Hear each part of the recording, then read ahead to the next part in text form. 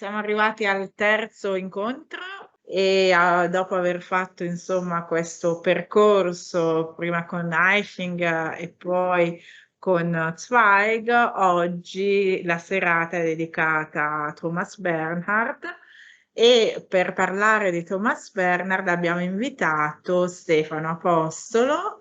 Stefano Apostolo è al momento assenista di ricerca all'Università degli Studi di Milano. Si occupa veramente da lungo tempo di Thomas Bernhard e ha pubblicato, questa è la tua tesi di dottorato di ricerca, lo dico per gli studenti, che saranno invidiosissimi ovviamente, e ha dedicato a questo progetto di romanzo appunto non pubblicato, di cui ci parlerà oggi, però introducendolo all'interno di un discorso della produzione del giovane Bernhard. Io di Bernhard non parlerò perché non sono titolata a farlo, ma dirò ancora due parole su Stefano. Sono molto contenta che sia qui con noi perché rappresenta il Nachwuchs della germanistica, rappresenta il futuro della germanistica italiana che, come vedete, è inserita in un contesto internazionale. Il dialogo tra Italia e Austria, che con la nostra associazione portiamo avanti, è ben ottimamente rappresentata da Stefano, che ha un curriculum certamente internazionale, binazionale, ha fatto un dottorato di ricerca in cotutela e tra l'altro si è a lungo occupato, oltre che di Thomas Bernhard, anche soprattutto di tutto il fronte austriaco e del dialogo anche italo-tedesco, del rapporto interculturale, transculturale tra Italia, Austria e Germania, che è un altro dei suoi ambiti di ricerca.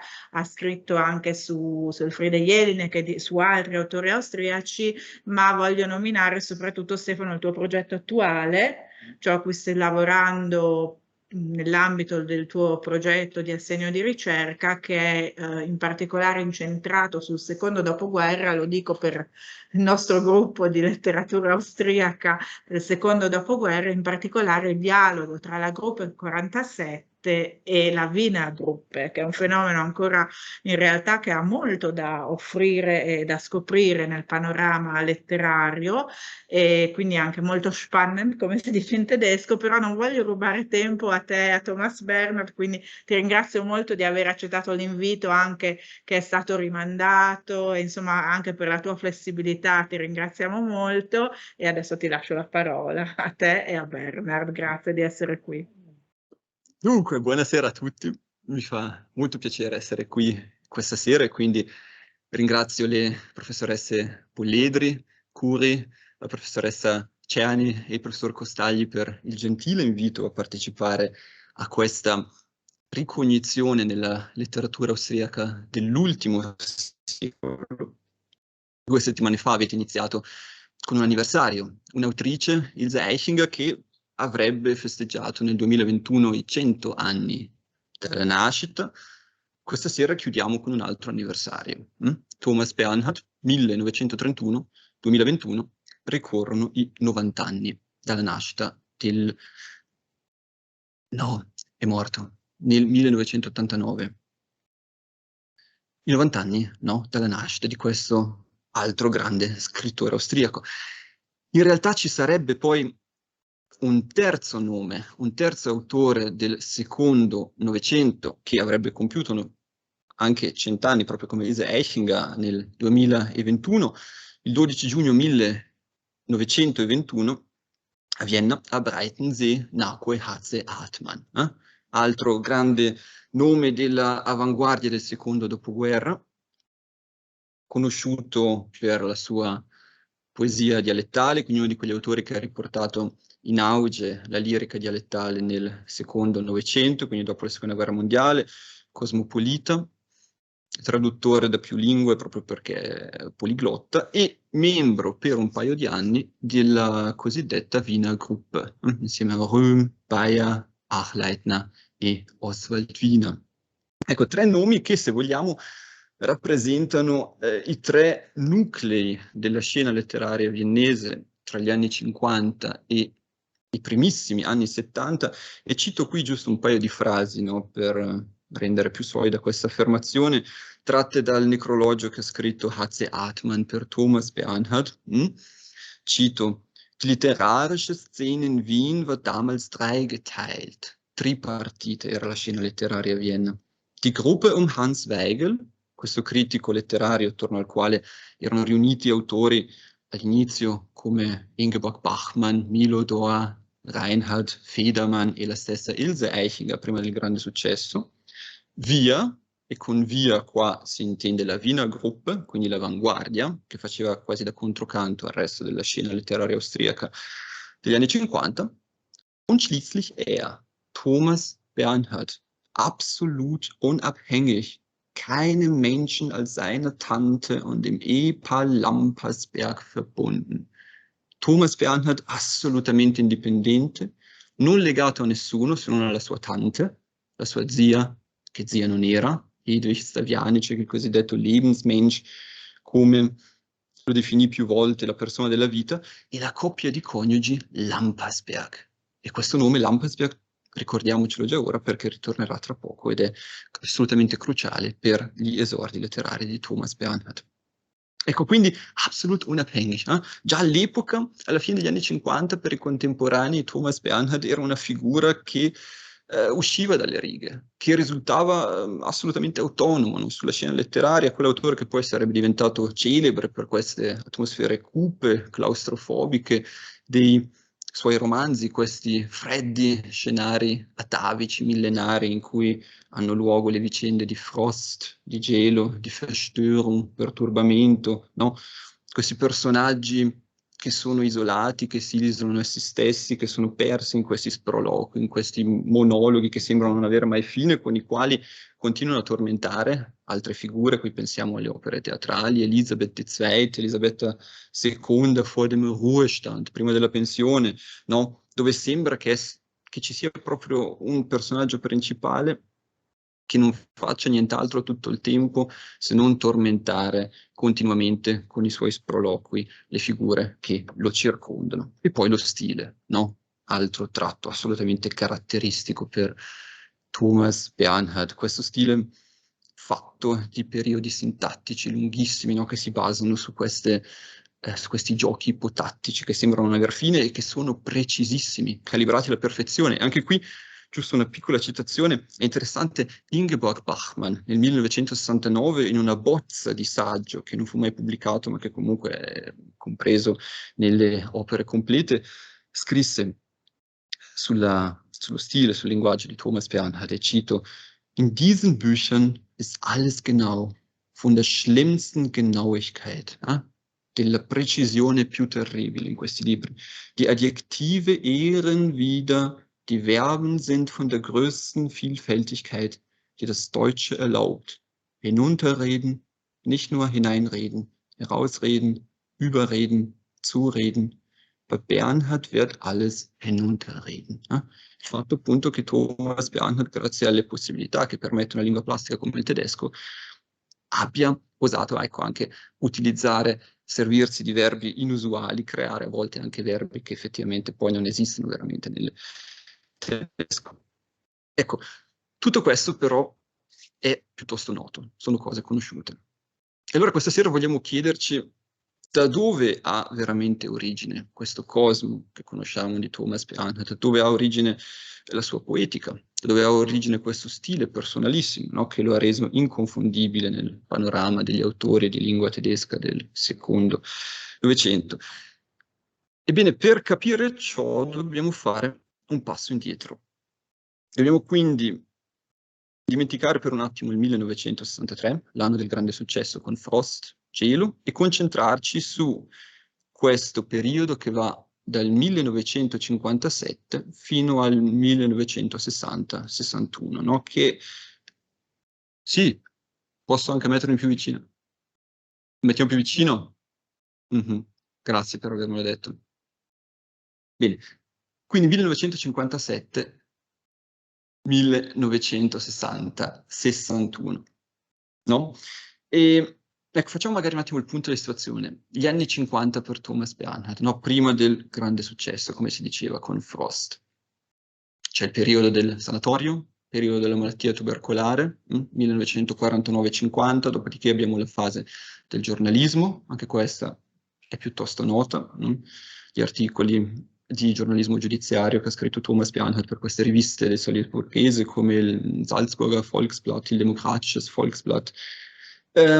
Poi abbiamo, ecco, questa fase del conservatorio a Salisburgo, il Mozarteum, dove oltre ai corsi di canto, anche se però non si concentrò effettivamente prevalentemente sul canto perché ormai la voce era compromessa per via della tubercolosi, si concentrò quindi sugli studi di regia teatrale, conclusi nel 1957 appunto con un diploma, e nel 1957 nei primi mesi avvenne l'incontro fatale appunto con Gerhard Lampersberg, questo nome che ho citato prima, che vi ho detto ricordiamocelo perché tornerà tra poco.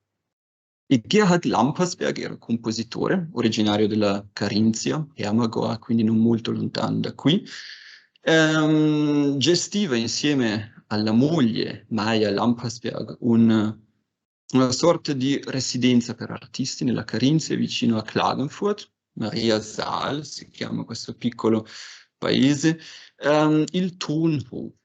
Questa dimora poi è entrata nella storia della letteratura austriaca perché fu una sorta di residenza estiva per pressoché tutta l'avanguardia austriaca del secondo Novecento, no? Da musicisti, poeti, scrittori, attori, artisti delle arti visive e plastiche. Ed è, come vedete, il triangolo arancione, giusto per avere anche una piccola idea. Sugli altri due triangoli ci concentriamo poi dopo. Adesso magari, ecco, per fare una piccola carrellata, questo è il Tonhof, quando ormai era finita l'età dell'oro, nel 1968, si vede difatti è tutto ormai piuttosto incolto. Qua bisogna immaginarsi il Tonhof, purtroppo non sono riuscito a trovare per questa sera delle immagini che ci rendessero l'idea, però come un luogo assolutamente vivo, dove gli artisti venivano invitati per collaborare tra di loro, per realizzare poi anche delle messe in scena, quindi per rappresentare i loro spettacoli, per fare dei reading di poesia, ad esempio. Era uno di questi spazi autogestiti che l'avanguardia del secondo Novecento austriaca fu costretta, come dire, a autocrearsi, proprio perché le istituzioni statali, diciamo, non erano ancora particolarmente interessate alla produzione dell'avanguardia. Questo è il Tonhof oggi, circa una decina di anni fa c'è stato un momento di recupero di questa struttura. Questa è una foto che ritrae chiaramente Thomas Bernhard nel periodo di Natale del 57 al Tonhof. Sono foto queste piuttosto conosciute. È interessante vedere, cosa si può intuire, come i due personaggi, Bernhard in piedi e Gerhard Lampersberg al pianoforte, abbiano lo stesso abito, proprio perché qui bisogna immaginarsi, non era una semplice amicizia, era un rapporto, un legame, una sorta di sodalizio artistico che andava verso i confini dell'adorazione da parte di Lampersberg per Thomas Bernhard. Qui ancora un'immagine dove vediamo appunto la moglie, Maja Lampersberg, questo se vogliamo un aneddoto piuttosto interessante, è un esponente della vecchia nobiltà decaduta, Maja Lampersberg, nata Maja Weiss-Osborn, ed è forse la prima frequentazione in assoluto di Thomas Bernhard con la cosiddetta blaublütige Gesellschaft, come H.C. Hartmann in maniera piuttosto ironica ha definito la società del sangue blu che Thomas Bernhard era solito frequentare, soprattutto poi, ecco, nei decenni successivi. Ok, e in questo posto, al Tonhof, questa è una fase cruciale per Thomas Bernhard, proprio perché per la prima volta, dopo anni di privazioni, dopo anni di povertà, è risaputo che Thomas Bernhard non aveva origini propriamente agiate, per la prima volta ebbe la possibilità di vivere in una situazione circondato da persone che lo stimavano veramente e che gli permettevano di concentrarsi completamente sull'arte, sulla scrittura, senza doversi occupare di quelli che erano gli aspetti economici, quelli che erano gli aspetti magari finanziari.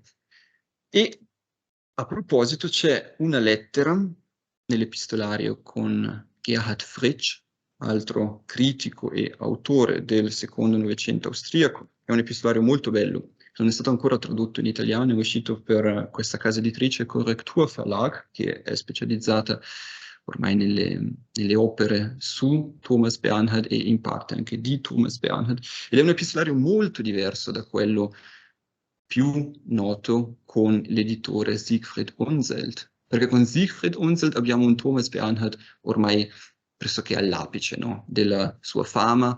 Praticamente inizia con la pubblicazione di Frost, e con Frost Thomas Bernhard è diventato quasi nottetempo famoso nel mondo di lingua tedesca. Qui con Gerhard Fritsch siamo ancora agli albori, agli inizi, quindi abbiamo il Bernhard ancora più genuino, ancora più, come dire, più solare, più amichevole rispetto all'autore che poi troveremo impegnato nella stesura di contratti e nella contrattazione, ecco, con il proprio editore, quindi non sempre una figura amichevole. E qui scrive, ecco, nel 1957 a Gerhard Fritsch: Mein lieber Gerhard, ich komme am Freitag bei dir vorbei. Ich bin sehr glücklich hier. Sono molto felice qui, cioè al Tonhof, weil ich gut arbeiten kann und es gelingt mir wie noch nie. Ich habe viel ausgerichtet. Ho fatto molto, organizzato molto in questo periodo qua al Tonhof. Wahrscheinlich werde ich auch den November hier in Kärnten sein. Ich kann mich hier auch manuell nützlich machen und das tut mir auch gut. Quindi il fatto che presso il Tonhof Thomas Bernhard riusciva, no, a far combaciare i due aspetti, quello magari più intellettuale e quello più manuale, che finalmente, no, poteva svolgere pieno regime, cioè la scrittura in questo caso. E vediamo cosa ha fatto, perché la produzione in questo periodo tra il 57 e il 1961-62, qua per completezza ho inserito anche il 62, è veramente enorme. Soprattutto per quanto riguarda la lirica abbiamo 3 raccolte, 3 cicli poetici che vengono pubblicati nell'arco di 6-7 mesi, tra l'ottobre del 57 e la primavera del 58. Qui ho messo anche le traduzioni in italiano. Praticamente la lirica di Thomas Bernhard è stata tradotta in maniera completa. C'è soltanto, e dico soltanto tra virgolette perché sono più o meno centinaia di componimenti inediti che non sono mai stati pubblicati e non sono ancora quindi stati tradotti in italiano. Poi c'è una piccola pausa ed ecco che nel 60 e nel 62 escono 2 cosiddetti Privatdruck, cioè pubblicazioni autofinanziate. Non c'era una casa editrice, Thomas Bernhard andava direttamente dallo stampatore, in questo caso la stamperia Kleinmeier di Klagenfurt, con il proprio manoscritto e stampava a proprie spese queste poesie. Psalm è una poesia piuttosto lunga, un testo unico, e di Irren die Häftlinge è un altro piccolo ciclo in cui vengono messe a confronto le situazioni, da un lato dei folli, all'epoca c'erano ancora i manicomi, e dei carcerati, no? I folli che sono imprigionati nella propria mente, nella loro mente, secondo appunto la concezione dell'epoca, e i carcerati che rischiano di diventare folli nelle prigioni fisiche. Dopodiché, sorpresa, nel 1981 esce un'altra raccolta poetica recuperata dai lavori in versi di fine anni 50, no? Ave Vergil, tradotto da Anna Maria Carpi per Wanda nel 91, e nel 2015, con l'ultimo volume delle opere complete di Thomas Bernhard, viene pubblicato anche questo ciclo lirico che reca, quindi questo è interessante, lo stesso titolo del primo romanzo, del romanzo dell'esordio di Thomas Bernhard, Frost. Quindi una produzione lirica, una produttività enorme per quanto riguarda le opere in versi, e il tutto grazie appunto al soggiorno presso il Tonhof, nonostante Thomas Bernhard avesse già iniziato prima a scrivere poesia, ma questi sono proprio i frutti di questo periodo trascorso in Carinthia e di questa collaborazione con Gerhard Lampersberg.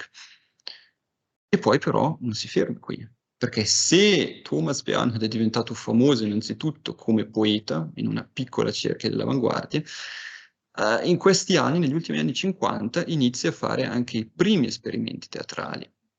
Abbiamo 3 piccole pièce scritte proprio in collaborazione con Gerhard Lampersberg, che sono Rosa, Die Erfundene und Frühling, e sono 3 pièce che sono state poi rappresentate nel 1960 presso il cosiddetto Theater im Stadel, era la vecchia stalla di questa dimora del Turnhof che era stata trasformata in un teatro, e qui erano stati messi in scena per la prima volta queste opere, insieme a una cosiddetta Kammeroper, una sorta di mini opera dal titolo Köppe.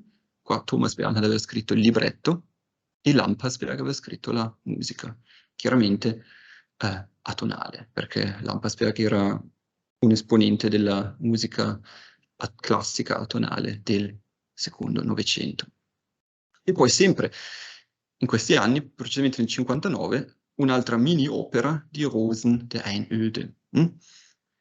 Tutto grazie alla collaborazione con Gerhard Lampasberg. Però ecco, in queste, adesso non c'è il tempo e non è neanche il centro di questa serata, però se noi ci mettessimo ad esaminare questi primi 3 testi teatrali, Rosa di Erfundene e Frühling, vedremmo che ci sono già molti punti di contatto con quello che sarà poi il teatro di Thomas Bernhard a partire da Ein Fest für Boris in poi. Quindi proprio in nuce qui abbiamo già alcune delle strategie che lo renderanno famoso con Ein Fest für Boris e tutte le altre opere teatrali. E poi abbiamo la prosa.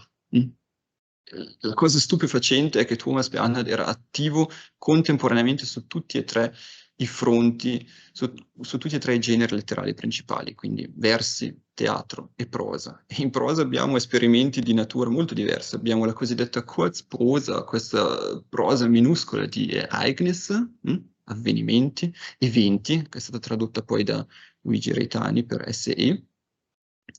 Abbiamo un romanzo piuttosto breve dal titolo Tamsweg, che non è mai stato pubblicato.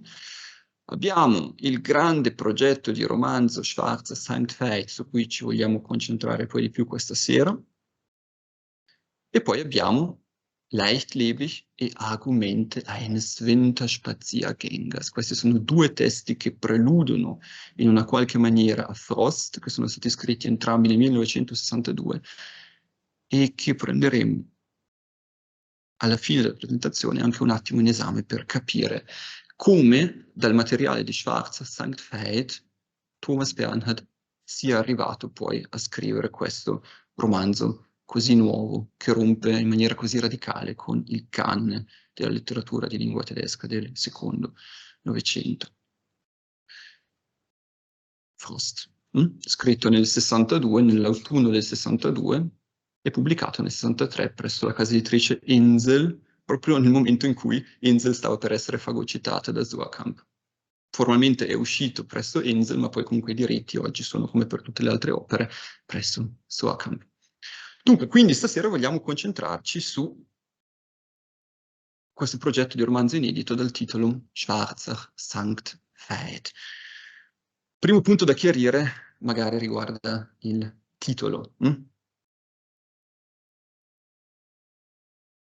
Riguarda il titolo, comunque piccolissima spiegazione, si tratta di un nodo ferroviario. È una stazione ferroviaria che si trova nel Salisburghese e corrisponde con il triangolo blu che vedete alle mie spalle.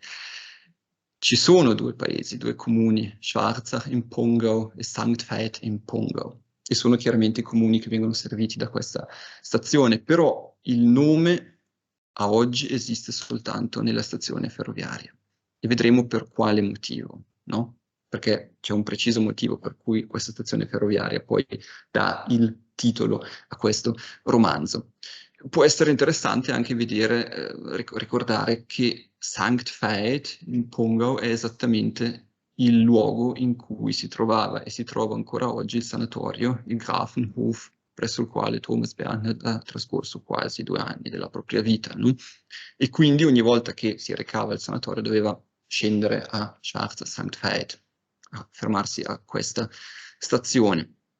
Ecco, quando si parla di questo testo è comunque necessario fin da subito avere in mente che non si tratta di un testo monolitico, non è un unico testo, no?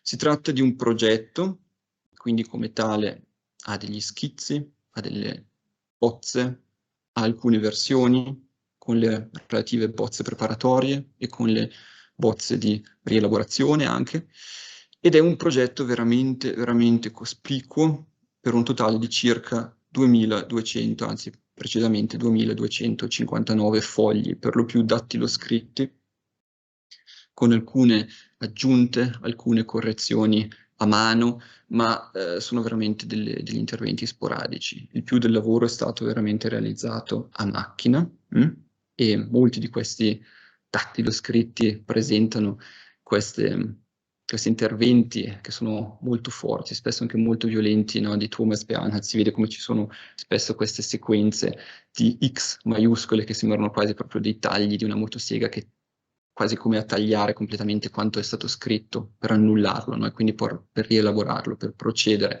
con il processo di creazione. E ecco, una volta riorganizzato tutto questo materiale, che nell'ascito non era ancora stato catalogato in maniera definitiva, sono arrivato a questo risultato alle mie spalle, no? Quindi è una tabella magari un po' dalla difficile comprensione all'inizio.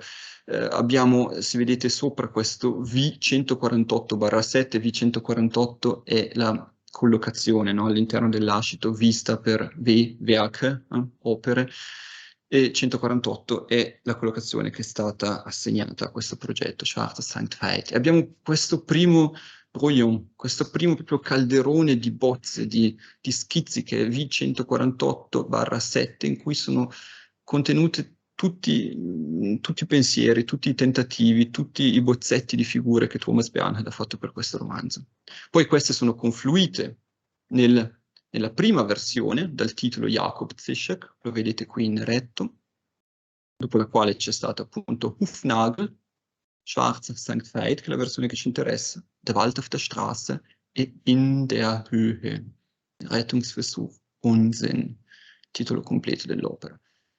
Quindi, ricapitolando, queste sono le 5 versioni principali, e sono 5 versioni che, se ci soffermiamo sulla loro composizione, possono essere riassunte sotto la figura di una parabola, no? Il cui punto focale è proprio Schwarze Sankt Veit, perché se Jakob Zischek e Hufnagel costituiscono la preparazione, quasi, no?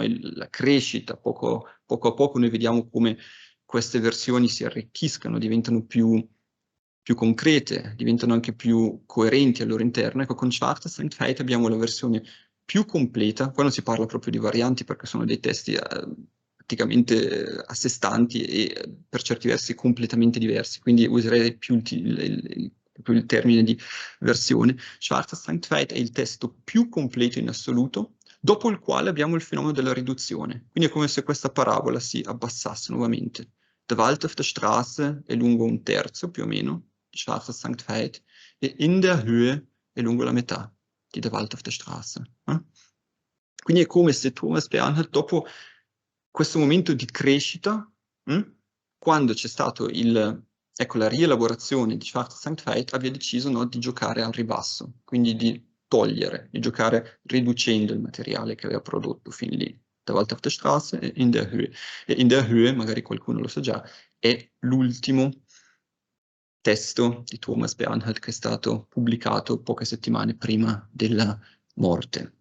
Quindi possiamo dire, a conti fatti, che una minima parte di questo progetto alla fine della carriera ha visto la luce, no? Quindi è stata data alle stampe, però è proprio una minima parte. E allora proviamo magari a vedere il contenuto di queste versioni. Jakob Zischek ha molti tratti autobiografici. Innanzitutto il luogo, siamo a Salisburgo. Jakob Zischek è un apprendista cestaio, lavora da un Korbflechter, da un cestaio, e quindi sta imparando lui stesso a fare delle ceste, a lavorare con i vimini, e però ecco, ha una fissazione che sfocia nel grottesco, no? Lui sogna ripetutamente, ha questa fantasia, un qualcosa che non può essere neanche finto oscuro, questo è semplicemente un qualcosa di grottesco, ha la fantasia di aggirarsi di notte per la città con un paio di grosse forbici per aspettare un ragazzo in giro da solo di notte e tagliargli il membro. In una bozza preparatoria si parla di trecce che vengono tagliate a delle fanciulle. Come sia arrivato poi a questa soluzione non ci è dato saperlo. ed è l'unico testo che non è mai stato consegnato a un editore, anche questo è interessante. Tutti gli altri 4 sono stati consegnati dagli editori, vedremo poi cosa è successo. E Jakob Zischek, ecco, il suo lavoro è paradigmatico perché noi abbiamo questo filone narrativo principale di Jakob che è intessuto, proprio zusammengeflochten, come se fosse il lavoro, no, di un intrecciatore di vimini, intessuto con tanti altri filoni narrativi che però restano sospesi, non vengono mai portati a termine. E questo poi è un tratto tipico della prosa di Thomas Bernhard. Quando sembra che qualcosa stia prendendo una forma, di colpo si interrompe, non si arriva mai al finale che ci si aspetta, non si arriva mai a vedere veramente delineata una figura o un paesaggio, viene lasciato tutto più o meno in una zona d'ombra.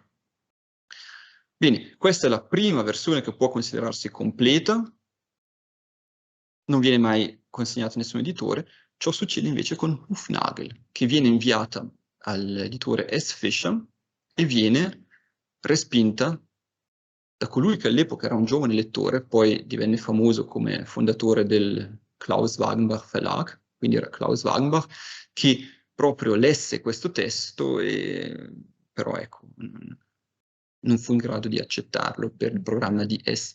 Fischer.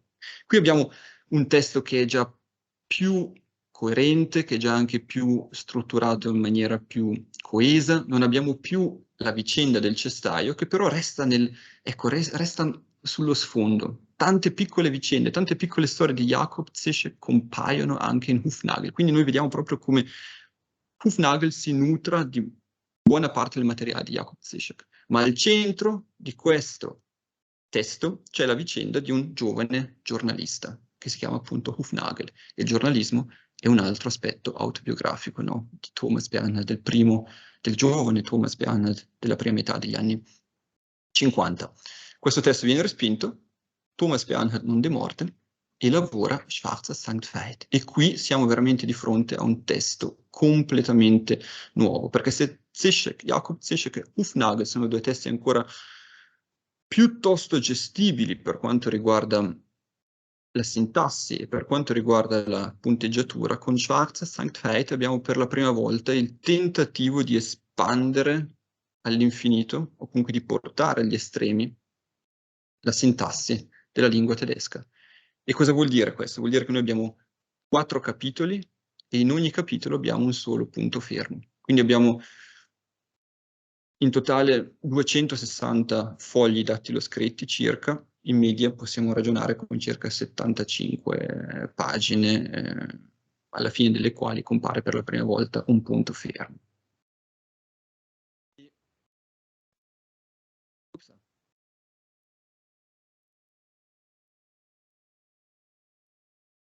Bloccato qualcosa magari. Ah, si blocca, ok. Sicuro che non va? Ops, adesso va. Perché ha sentito. La tua presenza, grazie. Vabbè, stai qua però, altrimenti si blocca ancora. Ok, questi sono 2 dattiloscritti. Nel primo vediamo proprio gli interventi di Thomas Bernhard. Il primo è proprio una bozza, quello che vediamo a sinistra. Qua non ci sono interventi con la macchina, ma sono tutti interventi a mano. E il secondo invece poi è la versione che fu consegnata, la cosiddetta Reinschrift, la versione che fu consegnata all'editore, no? E se vogliamo possiamo provare a dare anche una lettura a questo testo, a questa prima bozza di prosa bernardiana, no? Scritta quindi tra il 57 e il 60. Per questo testo la datazione più plausibile è fine 59, inizio 60. Preparato anche magari una piccola traduzione, dovesse essere utile. Immer läuft zwischen den Gräbern herum, geht da und dorthin, liest den und den Namen, lange Namen, kurze Namen, völlig bedeutungslosen Namen, geht erst wieder nach Hause, wenn ihn fröstelt, wenn Hunger hat und todmüde ist. Das Fräulein ist mit ihrer Großmutter immer schon auf die Friedhöfe gegangen. Kaum hat sie gehen können, hat ihre Großmutter sie auf die Friedhöfe geschleppt, in die Aufbahrungshallen hinein. Wenn man sich abschließt, wenn man nicht ab und zu alle paar Tage, alle paar Wochen wenigstens Menschen aufsucht oder zu sich in das Zimmer hereinlässt, denkt David, kann man es überhaupt nicht mehr aushalten. Immer wieder muss man sich an irgendeinen Menschen heranmachen, versuchen, einen dieser rätselhaften fremden Menschen, die wir gut kennen und die uns doch das ganze Leben lang fremd bleiben und rätselhaft, deren Namen wir aus der frühesten Kindheit kennen und die nichts über uns wissen und über die wir nichts wissen wir, als ihren Namen und den vergessen wir immer wieder. Immer wieder braucht man einen Menschen, in entscheidenden Tagen und in weniger wichtigen. Aber wir brauchen einen, den wir auf unsere Leiden aufmerksam machen können, auf unseren Hunger und auf unsere fortwährenden Fantasien und auf unseren Unsinn, auf unsere Fehler und auf unser Absterben, das begonnen hat, als wir auf die Welt gekommen sind und es von Tag zu Tag deutlicher wird und schließlich sehen wir überhaupt nichts mehr als unser Absterben. Qui i temi tipici, temi cari a Thomas Bernhard sono molteplici. Ci sarebbe quasi l'imbarazzo della scelta, no? Per quale citare, l'andare nel cimitero, l'idea di avere bisogno di una persona quasi da tormentare per far capire appunto a quella persona che noi siamo lì per certi versi. E poi abbiamo anche questa cosiddetta Inquit-Formel, questa struttura denkt David, pensa David, che poi diventerà quasi una sorta di marchio, diventerà quasi la cifra della prosa di Thomas Bernhard, questa reiterazione di denkt er, sagt er, che cerca di introdurre, no, questo monologo interiore infinito che altro non è che il tentativo di rappresentare i processi cogitativi, cioè quello che succede proprio nella mente dei personaggi. Thomas Bernhard lo ha detto più volte, quello che è veramente interessante per lui nella letteratura non è tanto descrivere una cosa che possono vedere tutti, quanto piuttosto cercare di rendere comprensibile quello che succede all'interno, no, della mente dei vari individui, che quello è veramente difficile da descrivere, secondo lui chiaramente. Ecco, poi sul tipo di prosa, su queste frasi infinite, possiamo soffermarci anche più avanti quando vediamo il passaggio verso Frost. Comunque vediamo già che c'è questa tendenza, no, a sviluppare dei periodi molto lunghi. Qua sono ancora forse troppo poco imbrigliati, cioè si salta veramente anche da un soggetto all'altro in maniera repentina, di colpo. Non siamo più con il Fräulein, con la signorina, ma siamo nella testa di David e poi da David, quando non abbiamo letto tutta la pagina, ma da David si passa ad altre 3 figure. Quindi sono dei cambiamenti ancora piuttosto da calibrare, una cosa che in Frost non succederà più, ma vedremo poi dopo. E la cosa interessante, ecco, noi abbiamo 2259 pagine, fogli, in questo progetto, ma non abbiamo quasi mai delle riflessioni teoriche di Thomas Bernhard. Lui era sempre parsimonioso, no? Per quanto riguarda proprio i pensieri, per quanto riguarda proprie riflessioni o anche soltanto idee sullo stile, idee sulla tipologia di scrittura. Non abbiamo quasi nulla, non abbiamo neanche dei diari di Thomas Bernhard e nelle lettere non si parla quasi mai della produzione, no? Dell'attività letteraria. Però, sorprendentemente, a lato di una pagina, lato di questo foglio 36 della versione V148/4B, appare, no, questa nota scritta a mano: Ich muss einfach offenbaren heute Abend. Form, ja nur Form plus alles auf Gedanken aufgebaut. Ne? Alles todsicher, alles bis ins Letzte durchdacht. Quindi l'idea di una Hetzjagd, di una corsa sfrenata, di un fuoco d'artificio, un Feuerwerk, deve avere origine, no? Deve nascere questa idea. Ed è, io credo, altamente significativo e veramente paradigmatico della scrittura di Bernhard che lui paragoni la propria scrittura, il proprio stile, ecco, a una sorta di corsa sfrenata, no? A rotta più di collo. L'idea di un fuoco d'artificio letterario, ed è quello che cerca di fare appunto con questo testo Schwarze Sanktheit. Anche qui non sarà fortunato, perché nella tarda estate 1960, quando consegnerà di persona a Francoforte il manoscritto, riceverà pressoché subito un rifiuto, e allora cosa farà? Ancora una volta non demorderà e scriverà appunto Der Wald auf der Straße, questa riduzione di Schwarze Sanktheit, purtroppo un ulteriore fallimento che gli verrà notificato a inizio 1962, questa volta cercò di fare il salto di qualità inviando il manoscritto direttamente alla Suhrkamp. E ecco, nel febbraio del 62 ricevette il diniego, e esemplare per questo momento di profonda frustrazione, no? Proprio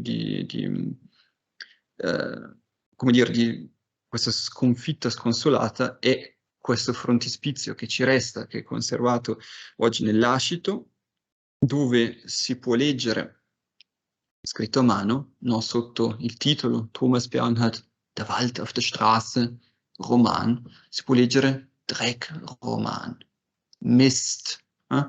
Wie kann sowas passieren? Aufgeblasenes Nix. Ja, du Idiot. Proprio è un qualcosa, se vogliamo, di profondamente intimo. Difatti,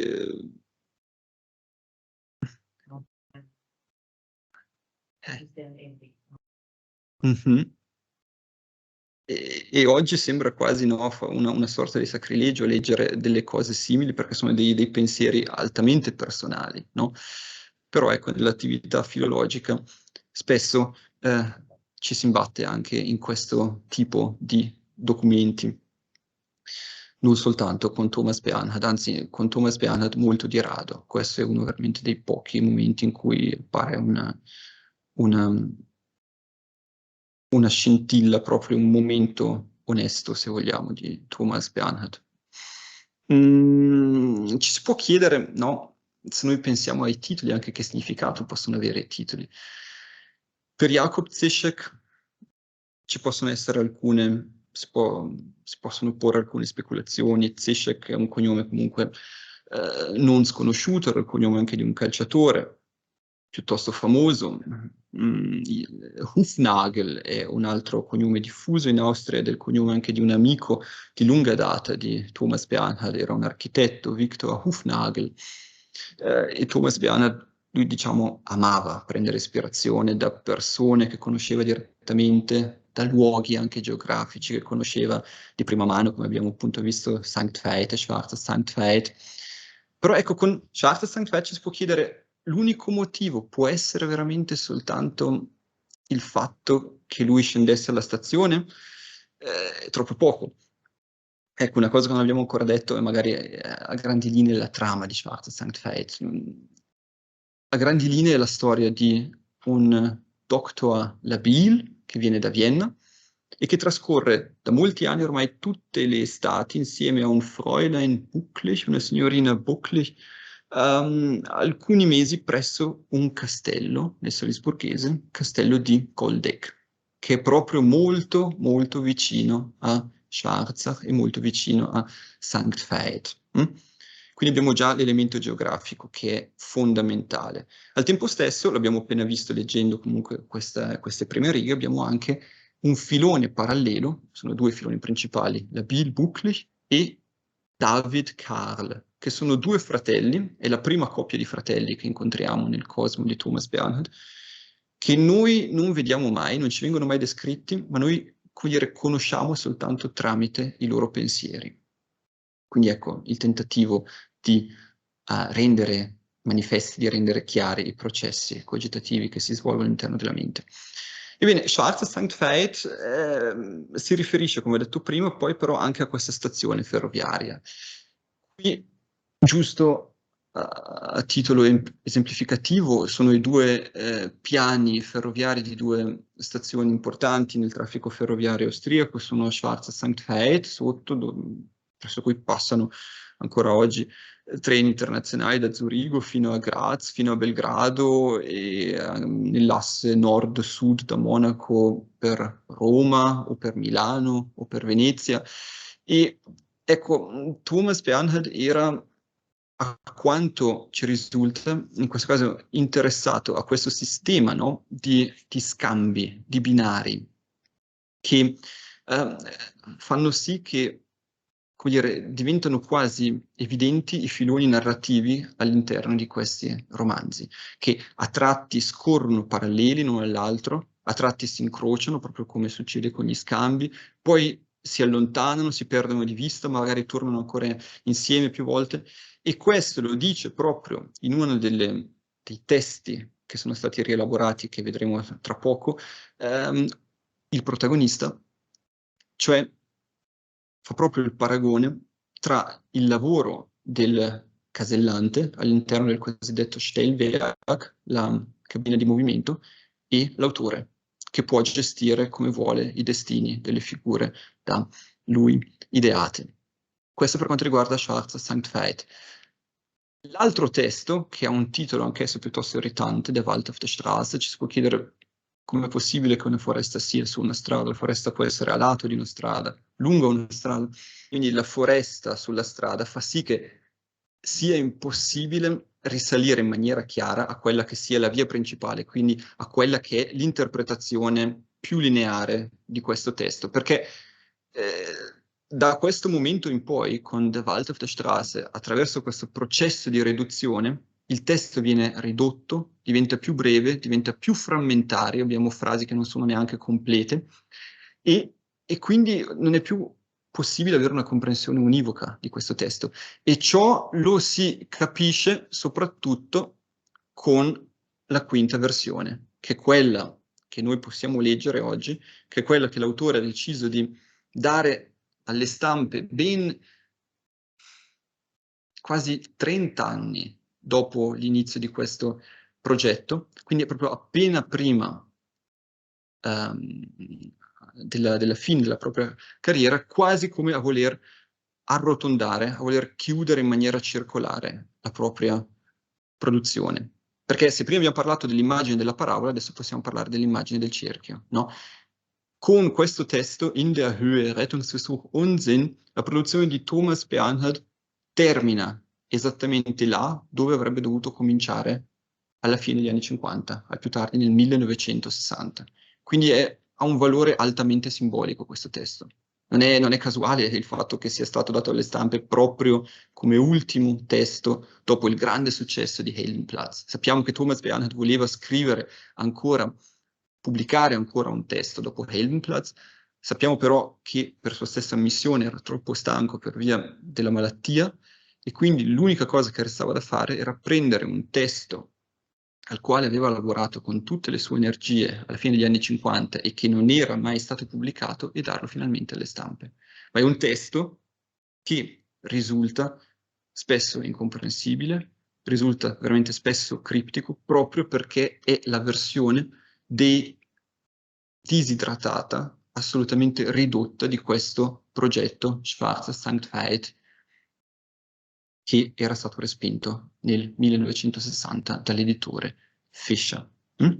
Ok, adesso possiamo, arrivati a questo punto, chiederci, no? Dopo questo fallimento, dopo questa storia, no? Di una grande disfatta, di una grande sconfitta, un grande fallimento editoriale, che però ci serve per capire, no? Dove sono le premesse, dove sono i presupposti della produzione di Thomas Bernhard, possiamo chiederci cosa successe, no? Quindi tra il 60 e il 61, se vogliamo anche 62, se contiamo l'inizio del 62 come periodo del rifiuto da parte di Suakamp, cosa successe quindi tra l'inizio del 62 e il 63, con la pubblicazione di Frost, perché con Frost abbiamo un'opera completamente diversa, che però presenta non pochi punti di continuità con Schwarzer Sankt Veit.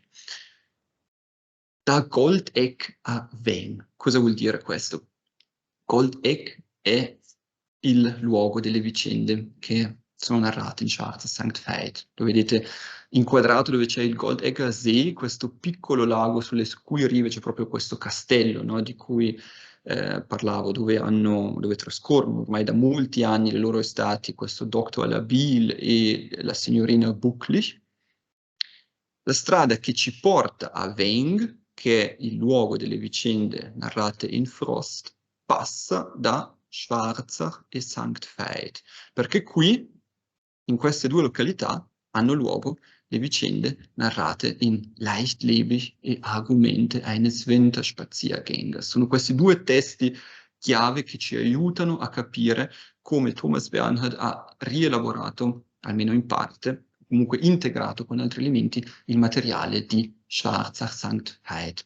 Leichtlebig è la storia di un ferroviere, ecco qui che diventa ancora più chiaro il concetto di ferrovia, il concetto di nodo ferroviario come paradigma, come metafora della scrittura.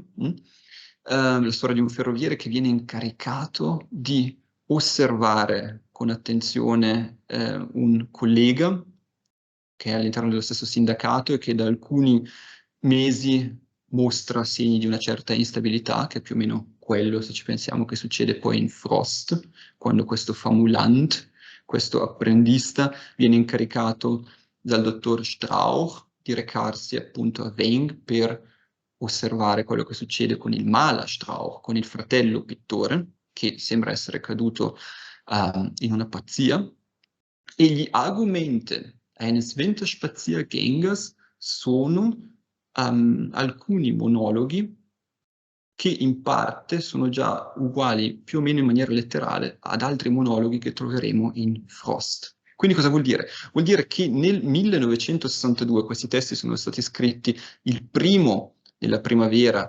febbraio-marzo, e il secondo tra maggio e giugno. Abbiamo già una rielaborazione consapevole di questo materiale di Schwarzach Sankt Veit, ma non siamo ancora a Frost. Frost arriverà soltanto nell'autunno, dopo che in un incontro di giovani poeti europei nel Lussemburgo, questo amico di lunga data, Wieland Schmid, propose a Thomas Bernhard di fargli avere al più presto un manoscritto, perché lui era lettore presso la casa editrice Insel, quindi poteva aiutarlo, no? a piazzare, come dire, un manoscritto per la casa editrice, e Thomas Bernhard in 7 settimane scrive Frost.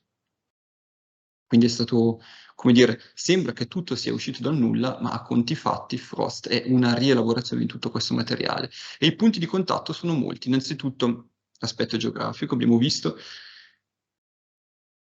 Lo scenario di Frost è esattamente lo stesso di Schwarzach Sankt Veit, la geografia è la stessa, si tratta veramente di pochi chilometri di distanza ed è una geografia che Thomas Bernhard conosceva molto bene, proprio perché aveva trascorso parecchi mesi, quasi 2 anni, presso questo sanatorio a Sankt Veit. Aveva fatto numerose passeggiate, quindi si era mosso in lungo e in largo in tutta questa regione, la conosceva proprio come le sue tasche. Poi abbiamo alcuni personaggi che ricorrono già alla Wirtin, lo stessa, la troviamo già nel progetto di Schwarzach Sankt Veit, la ritroviamo in Frost, questa figura oscura, il Wasenmeister, questo come dire, addetto comunale che si occupava di seppellire i cadaveri degli animali e delle bestie per i lavori agricoli. Compare sia in Schwarzach Sankt Veit, poi assume un ruolo ancora più importante, diventa molto più presente in Frost, per citarne soltanto 2.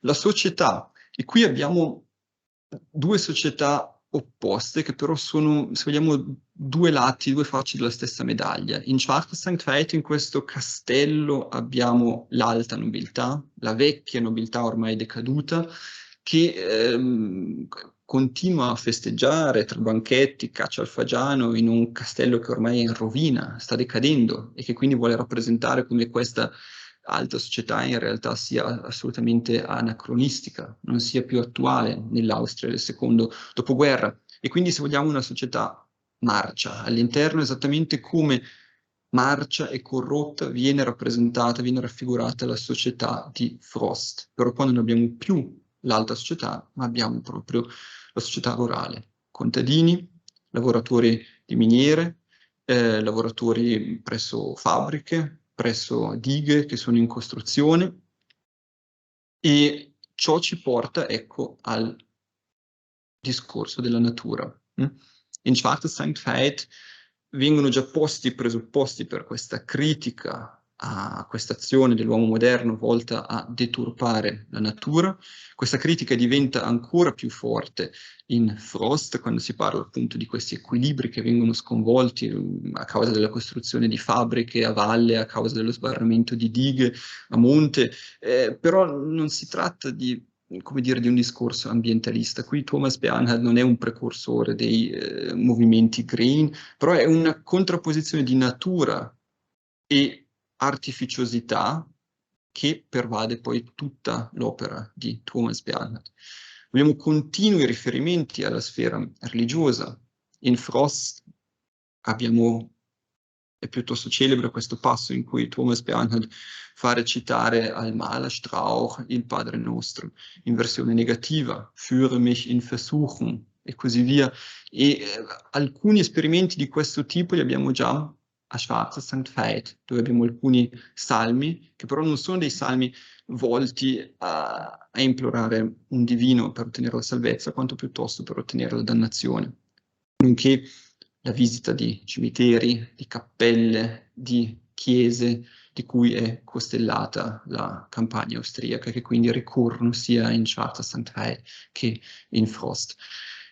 E poi, non da ultimo, però io qua comunque l'ho citato, ecco, diciamo come ultimo punto, abbiamo una critica al nazionalsocialismo forte, ma tanto più forte se si pensa che è una critica molto silenziosa, perché si parla in continuazione di questi resti della guerra che continuano a emergere dai boschi, dalle montagne, e che però vengono continuamente cancellati dai contadini, dagli alpigiani, vengono trovati e poi le tracce vengono cancellate. Questo vuole proprio simboleggiare quello che è l'atteggiamento anche dell'Austria nel secondo dopoguerra, quello che è il rapporto con il nazionalsocialismo. E Thomas Bernhard ha fatto questo poi in tantissime altre opere, alcune le ho già citate prima, come Vor dem Ruhestand, prima della pensione, per arrivare fino a Heldenplatz, piazza degli eroi. Questa critica alla società che cerca comunque in una qualche maniera di mistificare, di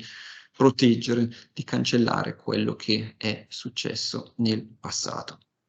In alcuni passaggi di Schwarze Sankt Veit vengono addirittura prese le difese di un ex soldato delle SS che giustamente, dicono alcune figure, ha ottenuto come minimo, dopo tutto quello che ha fatto nella seconda guerra mondiale, come minimo ha ottenuto un posto di autista, era il minimo che la società potesse fare per uno come lui che ha visto cose terribili.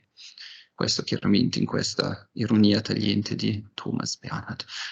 E infine un piccolo appunto magari anche sullo stile. Ci troviamo di fronte a un fenomeno di continuità, oppure di rottura.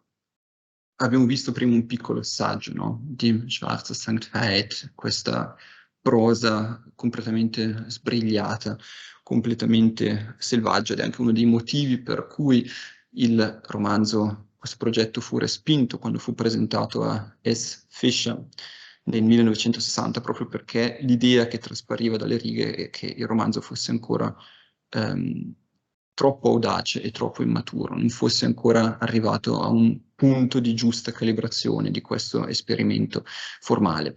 Quindi da un lato abbiamo sicuramente una rottura con Frost, perché con Frost è come se Thomas Bernhard avesse accettato, pur di far sì che il manoscritto fosse stampato, di fare un passo indietro, di servirsi di una prosa più diligente, più corretta, più brav, potremmo definirla, e poi però da Verstörung in poi, ecco che poco alla volta fa capolino questa prosa audace di cui abbiamo già avuto un piccolo assaggio con Schwarzer Sankt Veit.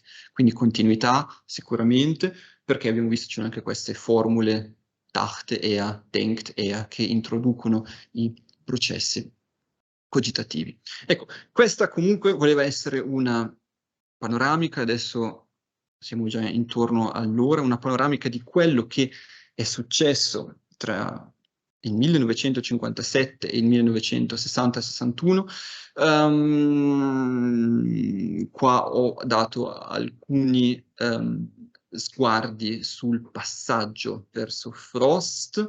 Si potrebbe dire chiaramente ancora molto, ci vorrebbe ben più di un'ora. Possiamo parlarne volentieri insieme, se avete domande, se avete riflessioni, se c'è qualcosa di non chiaro. Io prendo molto volentieri parte a una discussione, se vogliamo parlarne insieme. E vi ringrazio nel frattempo molto per l'attenzione.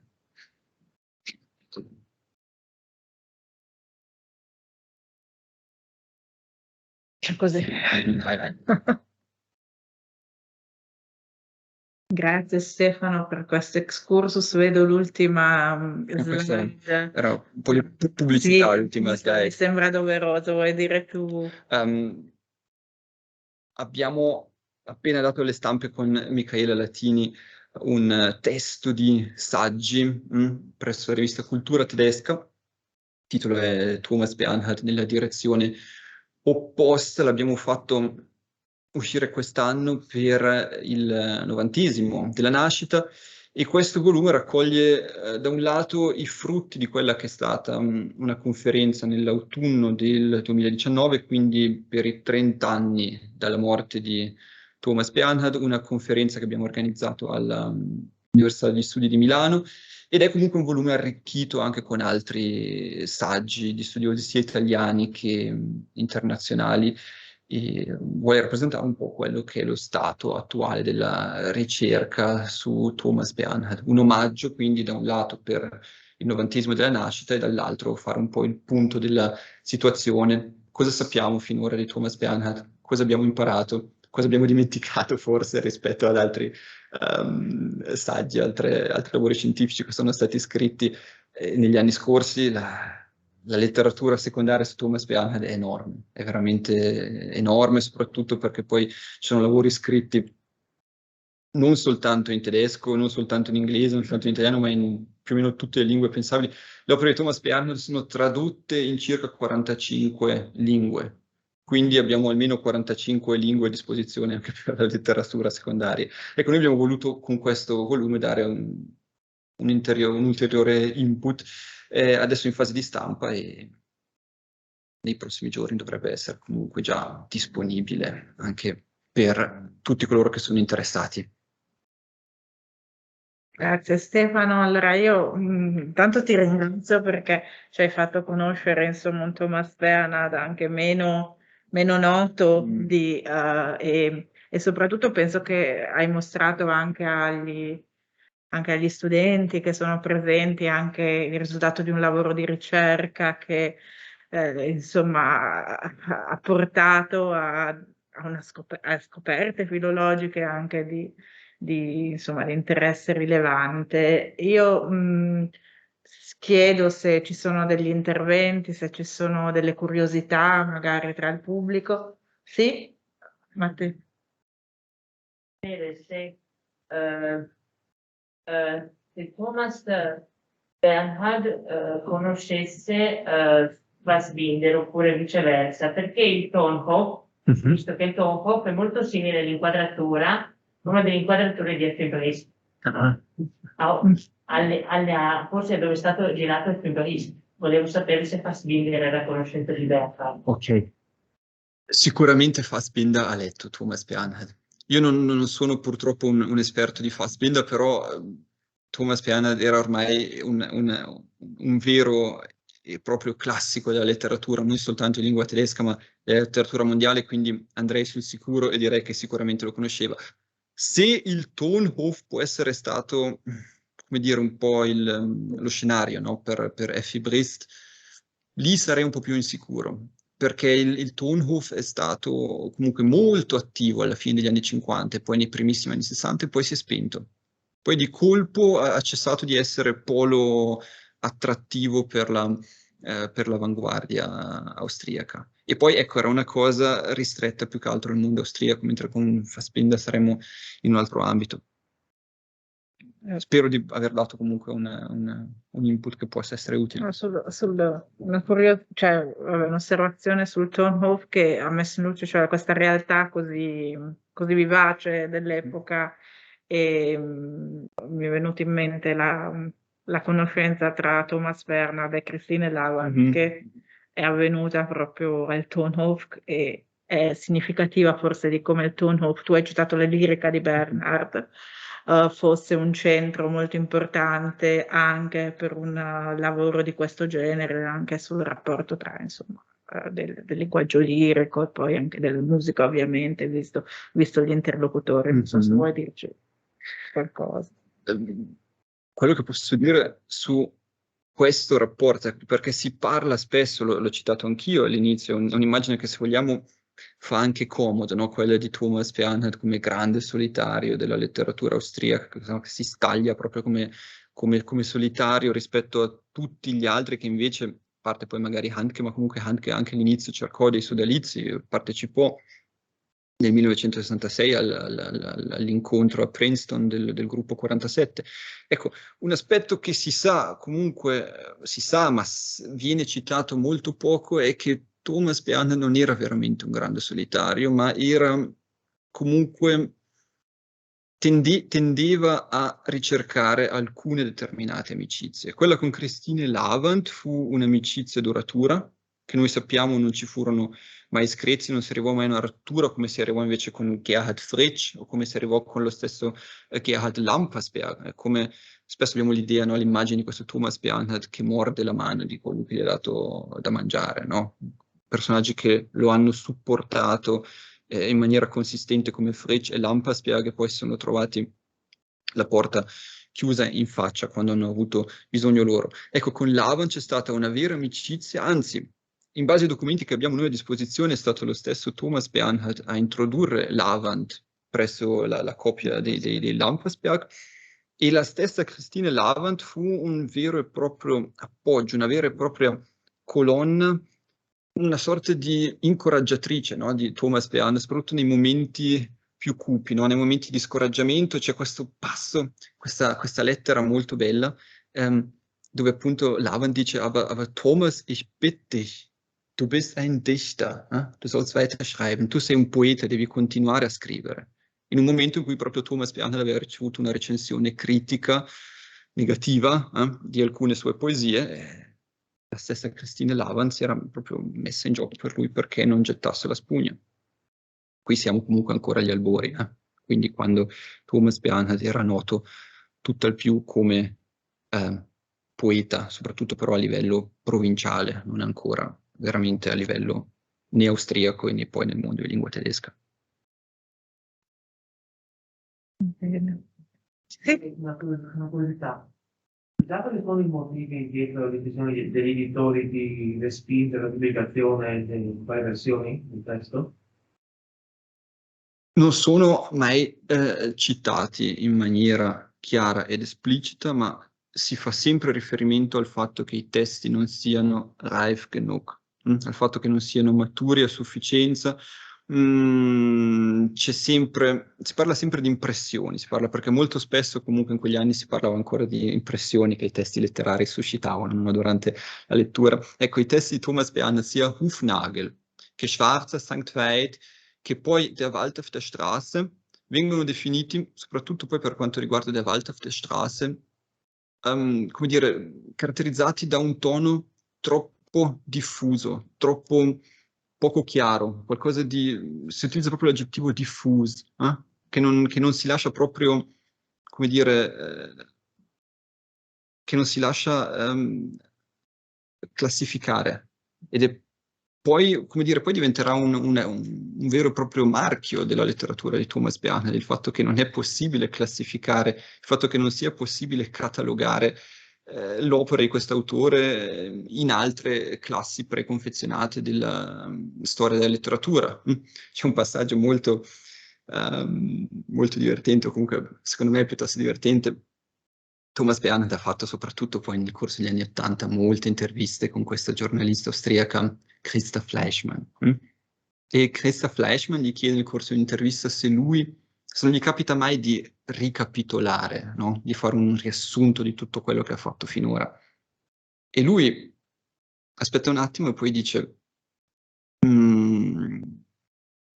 io non capitolo proprio, perché dovrei ricapitolare? Lo dice già la parola stessa che bisogna guardarsene, dass man sich davor hüten soll.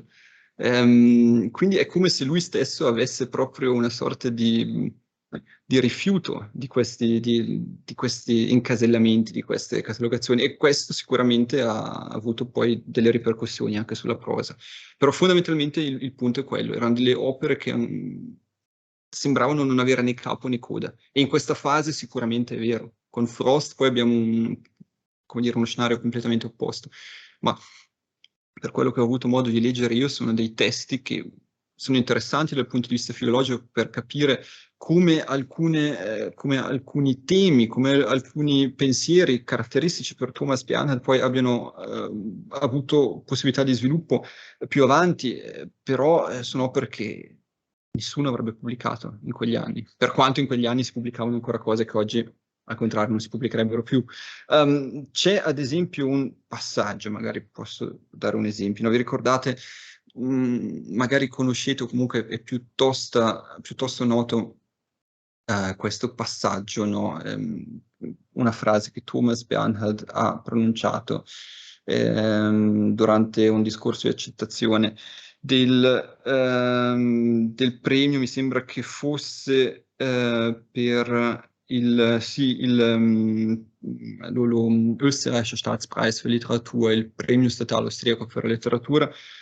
Lui dice ad un certo punto, es ist alles lächerlich, wenn man den Tod denkt. È tutto ridicolo quando si pensa alla morte. Questa frase, leggermente riformulata, leggermente diversa, compare già nella prima versione di Jakob Zischek. Cito, alles ist lächerlich, sagte M, nur der Tod nicht. Und auch er nur in dem Augenblick nicht, in welchem er eintritt. Kurz darauf ist er genauso lächerlich wie kurz vorher.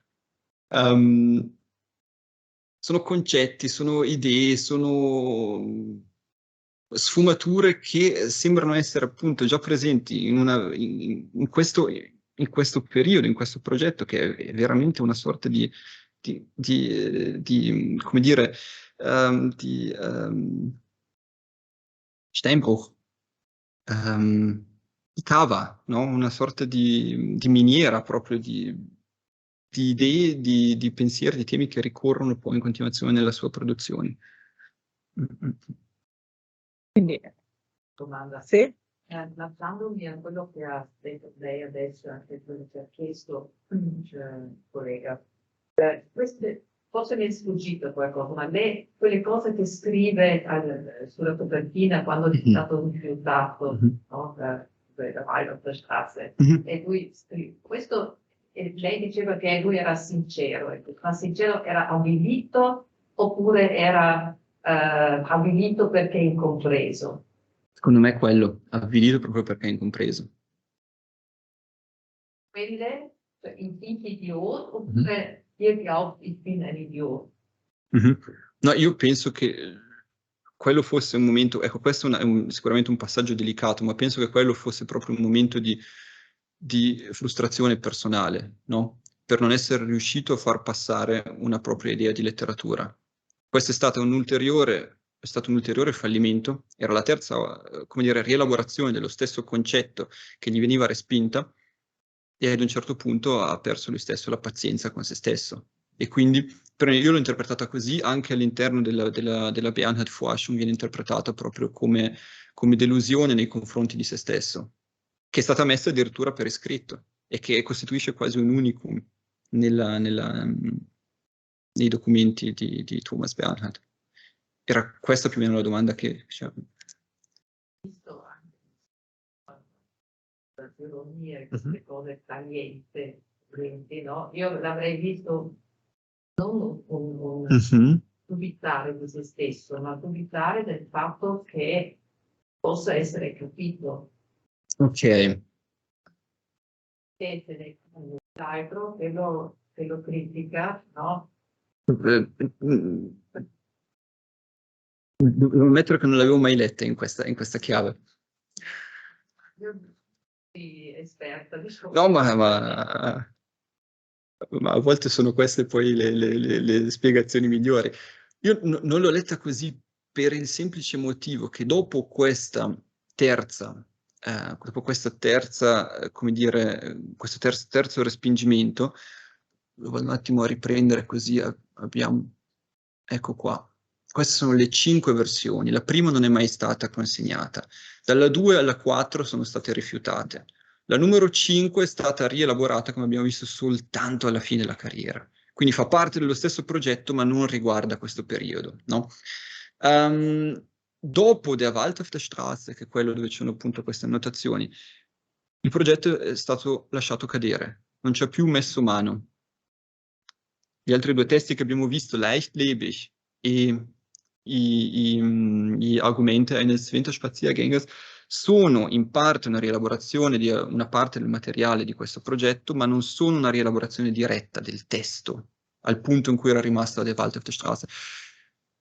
Penso che è per questo motivo che l'avevo letto come un qualcosa di proprio sconsolato, no? Per dire adesso basta, chiudiamo con questo progetto perché sembra non portarmi da nessuna parte.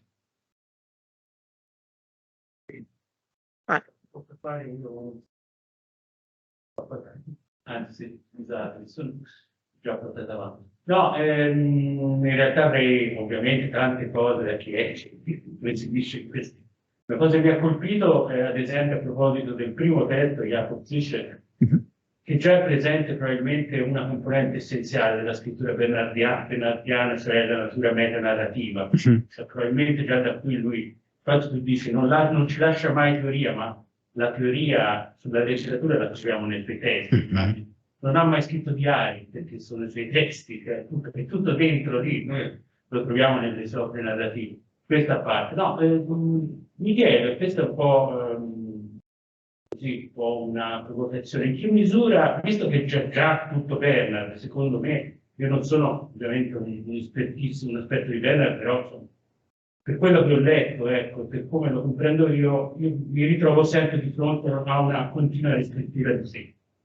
Per cui tu hai parlato appunto di questa massa di testi che cambia continuamente forma, riprendendosi, e poi arriva a Frost.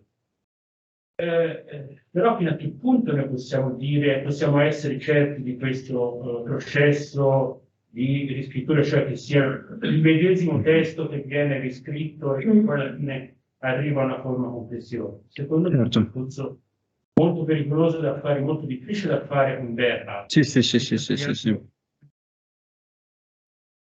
Cioè, mi chiedo se poi questo processo vada avanti, se si possa dire con certezza all'interno di questo cosmo di continua riscrittura che da Hufnagel, ad esempio, si arrivi a Der Wald auf der Straße, oppure non si debba considerare questi due testi come due testi in sostanza che hanno ben poco a che vedere l'uno con l'altro, perché cioè, fino a che punto si può essere certi che questo percorso sia un percorso lineare? Vai. No, sì, è un punto fondamentale e il rischio c'è. In questo caso si può essere sicuri perché si tratta proprio di brandelli di testi che sono presi di peso e messi nell'altro. In questo libro ho dedicato un capitolo dal titolo proprio Narrative Bausteine, dove ho identificato tutti i passaggi, li ho catalogati tutti e ho visto effettivamente dove ricompaiono in tutti gli altri testi. Magari non è emerso chiaramente da come l'ho specificato prima. Il punto è che sono proprio, è come se giocasse con una sorta di Baukastensystem, come i mattoncini, come i Lego. Lui prendeva gli stessi testi, magari questa porzione non lo interessava più, non gli sembrava convincente, cosa faceva? La scartava. E poi magari questa stessa porzione di testo che era stata scartata, ad esempio per Hufnagel, ricompare in Schwarzes Sankt Veit. Ma ecco, la costruzione arriva proprio solo fino a Schwarzes Sankt Veit. Poi i pezzetti di Lego, i mattoncini da lì vengono tolti in maniera proprio, non ci sono eccezioni. Lì questo processo di riduzione è proprio visibile, perché se noi ci immaginiamo che ci siano proprio dei mattoncini, ecco, questi mattoncini scompaiono. Non sono andato molto in profondità su questo aspetto perché ci sarebbe voluto molto più tempo, però comunque ci sono tutte le tabelle, l'ho documentato. Sì. Penso che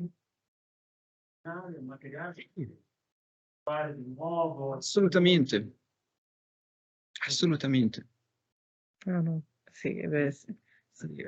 No, è chiaro il lavoro filologico che è alle spalle, cioè per arrivare a questa ricostruzione, lavoro filologico penso pazzesco alle spalle e magari c'è sempre qualcosa che sfugge. beh, certo, questo Ben Thomas Bernhard come in molti altri autori. Grazie Stefano, è stato molto spannend, abbiamo imparato, intanto abbiamo conosciuto un progetto che non conoscevamo, un Bernhard che ovviamente non ci poteva essere noto, ci auguriamo che chissà mai, visto che Bernhard è adorato anche in Italia un po' come icona, chissà mai che anche questo progetto verrà magari pubblicato e tradotto anche in italiano. Sì, sì, vai.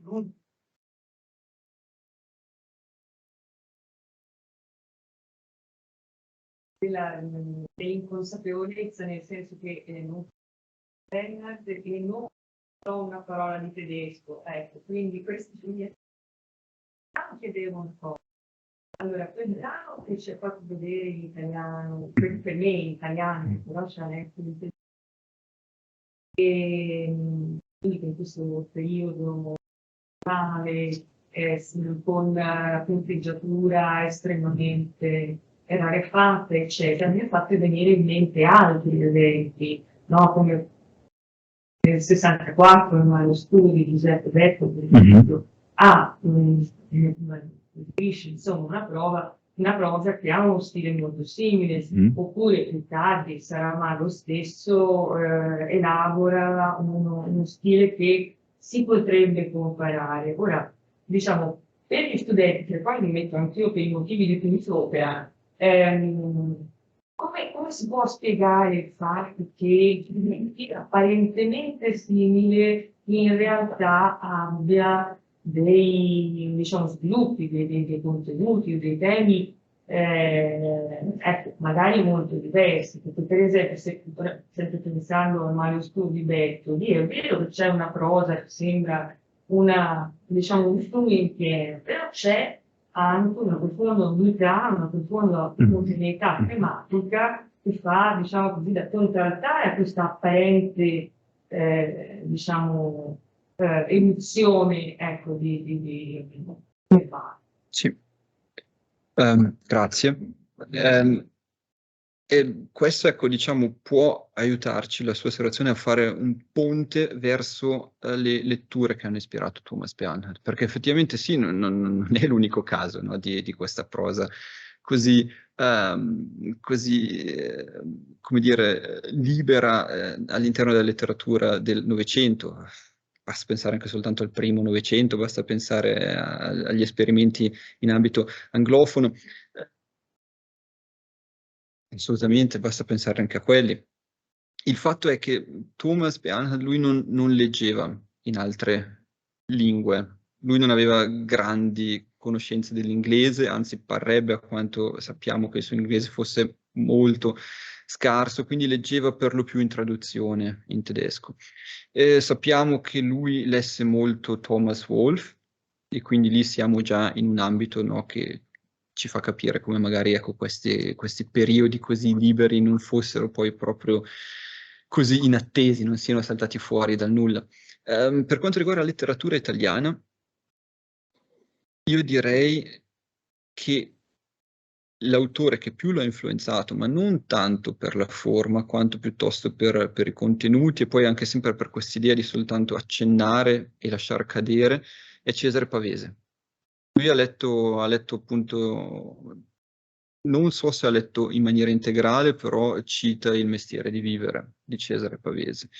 E nella sua biblioteca ci sono anche alcune opere di Cesare Pavese. Cesare Pavese nel mondo di lingua tedesca era diventato famoso principalmente perché aveva commesso suicidio, e poi comunque, se non mi sbaglio, Charlotte Birnbaum è stata la prima a tradurre alcune opere di Cesare Pavese, quindi ha fatto sì che diventassero celebri, e che quindi si leggesse anche nel mondo di lingua tedesca l'opera di Cesare Pavese, non soltanto per via della biografia, ma poi Cesare Pavese comunque ha ispirato anche autori come Handke e Bachmann, è stato proprio forte nel secondo dopoguerra nel mondo di lingua tedesca. E sì. Va bene, grazie. Allora io volevo concludere chiamando Sonia, così anche a nome dell'associazione conclude la serata. Grazie ancora. Grazie Elena, grazie Stefano, mi è venuta proprio la voglia di rileggere subito Thomas Bernhard, no? Perché naturalmente abbiamo in mente tutto quanto gli scandali attorno di lui, anche mi è venuto in mente anche la sua rottura profonda con Lampersberg, per esempio, no? Perché tu hai parlato della grande ammirazione, no? È praticamente terminato con una rottura profonda, no? Praticamente è anche davanti, c'era un processo anche, non si può immaginare che un'amicizia di questa profondità possa finire in un scandalo anche. Bene. Allora, speriamo che tu accetti il nostro invito di tornare in primavera, perché abbiamo già elaborato il nostro programma, abbiamo già in mente altre serate, di cui una serata forse assieme con Samia Tabet, anche per darvi un'idea anche delle poesie di Thomas Bernhard, un po' anche della poetica, e di poter continuare anche con questo argomento. Inoltre abbiamo in programma una serata con un titolo molto bello sul Glück, no? Che abbiamo anche pensato di fare, di anche ampliare un po' le nostre tematiche.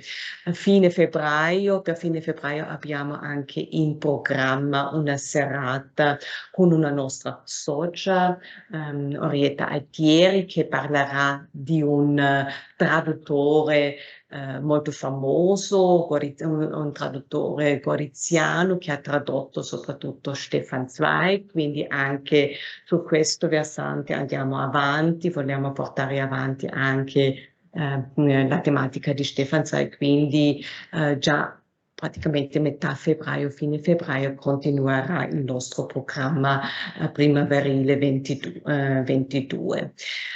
Grazie ancora, mi rimane di ringraziarvi per il vostro interesse, naturalmente siamo molto molto felici, soddisfatti del vostro interesse, che non soltanto ci avete sentito, ascoltato, seguito anche via live streaming, ma anche in presenza, e speriamo bene che anche da metà febbraio possiamo contare sul vostro interesse e sulla vostra presenza attiva.